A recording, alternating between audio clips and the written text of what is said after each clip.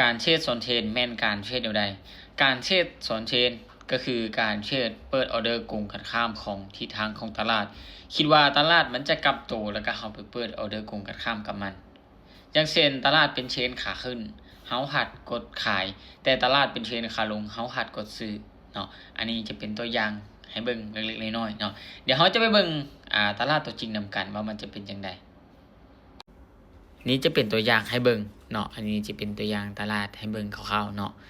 ยกตัวอย่างตลาดกำลังเป็นเทรนขาขึ้นแบบนี้เนาะคนเนาะแต่เฮาหัดกดขายเนาะอันนี้ก็จะเป็นการเทรดสวนเทรนเพราะว่าคิดว่าออเดอร์มันจะกลับตัวที่จุดนี้แต่บังเอิญเนี่ยมันเป็นที่ว่าแนวต้านที่บ่แข็งแรงเนาะมันถัดขึ้นไปต่อ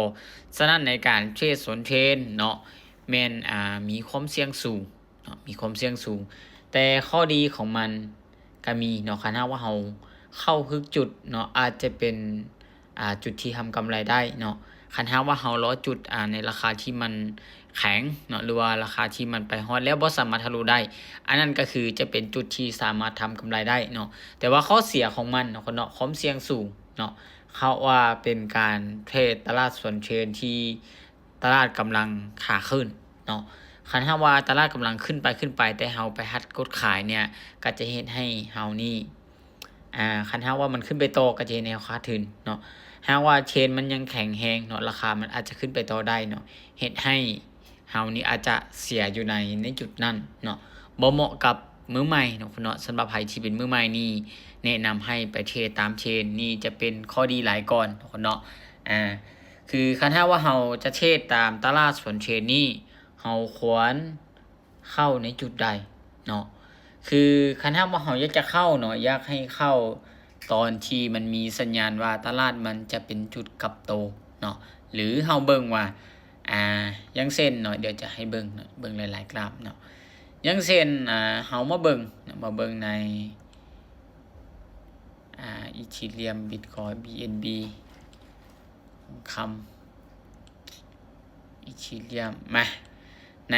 BTC ก็ได้เนาะคนเนาะคือเดี๋ยวจะมาให้เบิ่งอย่างเช่นเนาะเฮามาเบิ่งในตัวนี้ก็ได้เนาะคนเนาะตามที่เราสังเกตเนาะว่าตลาดเนี่ยมันได้ขึ้นมาหาจุดบริเวณนี้แล้วเนาะมีสัญญาณที่เข้ามาคือเป็นแท่งเทียนขึ้นไปเนาะแต่ถ้ามีแท่งขายที่กดราคาลงมาเนาะซึ่งแน่นอนเราสามารถกดขายอยู่จุดนี้ได้เพราะจะเห็นให้จุดนี้เป็นจุดกลับโตของตลาดเนาะแน่นอนแหละคันถ้าว่าอยากจะเข้าเนาะอยากให้เข้าจุดบริเวณที่เป็นแนวรับแนวต้านเนาะคนเนาะแล้วก็อย่าลืมเนาะคนเนาะเบิ่งพฤติกรรมเนาะยืนยันจาก price action ของตลาดเนาะหรือว่าเบิ่งจาก indicator แล้วก็มี stop loss เนาะมี take profit เนาะคนเนาะจะเป็นการดีที่สุดเนาะแล้วก็สิ่งที่สำคัญคนเนาะการเทรดตามเทรนเนาะแม่นความเสี่ยงต่ำเนาะเหมาะสำหรับมือใหม่แต่การเทรดสวนเทรนเนาะอาจได้กำไรไวแต่ความเสี่ยงสูงและต้องได้อาศัยประสบการณ์ที่มันสูงฉะนั้นเนาะคันถามว่าเขาเป็นมือใหม่เนาะขวัญฝึกเทรดตามเทรนเนาะให้ชำนาญหลายก่อนเนาะเพราะการเทรดส่วนเทรนนี่เนาะจะเฮ็ดให้เฮานี่อาจจะขาดทุนได้ง่ายเนาะสำหรับการเทรดส่วนเทรนก็อาจจะมีในประมาณนี้ที่ว่าจะบ่ได้เทรดให้เบิ่งเนาะเพราะว่าปกติของคอยแมน